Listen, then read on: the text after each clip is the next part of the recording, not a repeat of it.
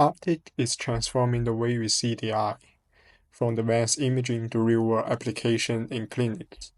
Today, I'm excited to be joined by Dr. Alfonso Jiménez-Villar, a postdoc scholar at QLab. His works focus on ocular imaging and clinical translation, and he has published multiple papers pushing this field forward. And I can't wait to dive into his insight on where this technology is headed. That's simple. I'm a Spanish postdoctoral scholar that works at the cool lab, that is the scientific lab of Professor David Juan, who is one of the co-inventors of optical coherence tomography. And I'm really happy to help my friend Naishin in this project and see how it works. You've had a unique career path, moving from academia into industry and then back to academia. Can you share what motivated those transitions and what you learned from each stage of that journey? That's true, actually. Before joining to my research career, I worked 3 years and a half in an ophthalmic company.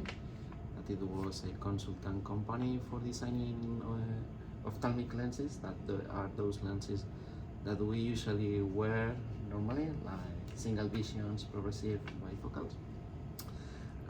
But ideally, when I was studying optics and optometry, my main idea was to work in academia because I like teaching, I like research, but I had that opportunity to work in the company.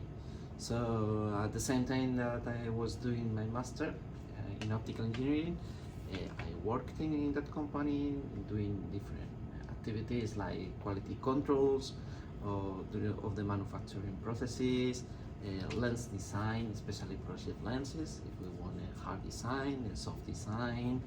In addition, I contribute in the development of clinical studies, in the statistical analysis, and briefly I worked as well in helping the customers or my mates to some products. No? And after 3 years and a half, there wasn't an agreement with my boss, so I decided to come back to the academia life. In Spain, unfortunately, I couldn't get any offer, but I got one in Poland. It was the first one that I applied in a foreign country. It was the first one that they accepted me, and I moved there during the next 6 years when I was doing my PhD.